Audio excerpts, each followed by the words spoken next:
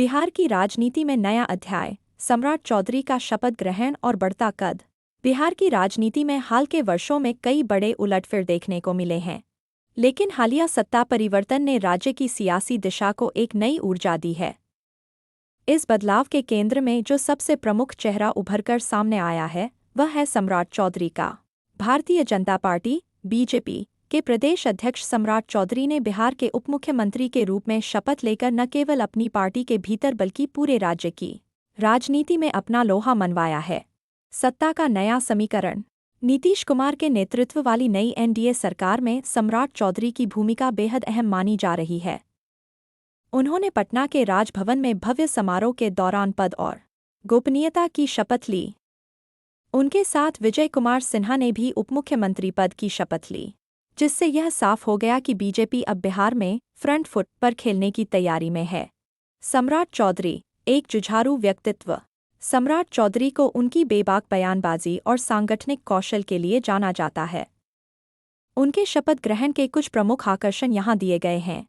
विरासत और संघर्ष। पूर्व मंत्री शकुनी चौधरी के पुत्र होने के नाते राजनीति उन्हें विरासत में मिली, लेकिन उन्होंने अपनी पहचान अपने संघर्ष और कार्यकर्ताओं के बीच पकड़ से बनाई है। प्रखर वक्ता, वह सदन से लेकर सड़कों तक विपक्ष और कभी-कभी सहयोगियों पर तीखे प्रहार करने के लिए जाने जाते हैं। प्रतिज्ञा का साफा। उन्होंने नीतीश कुमार को सत्ता से बाहर करने तक जो मुरैठा पगड़ी बांधने की कसम खाई थी, वह पूरे घटनाक्रम के दौरान चर्चा का विषय बनी रही।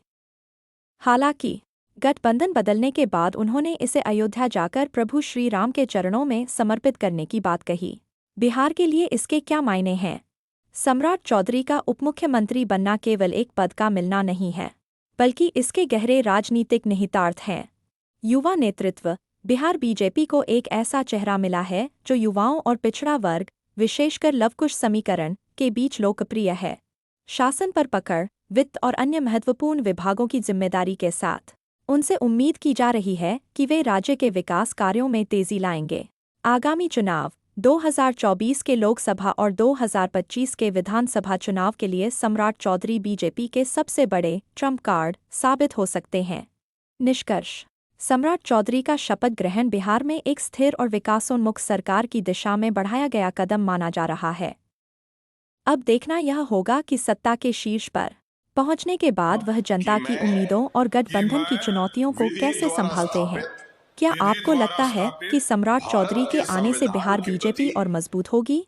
अपनी राय कमेंट बॉक्स में ज़रूर बताएं।